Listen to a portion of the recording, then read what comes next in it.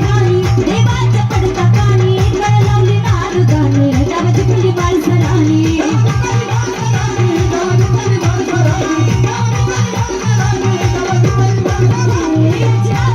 जीवानी देवाचं पडता कानी गळ लावली नारदाने गाव जिंकली बाळसरानी देवधाना म्हातारा पडली कोण्याला देवधाना म्हातारा पडली कोण्याला म्हाळसा पडली कोण्याला टक मारून घोड्याला निघाला परत गाड्याला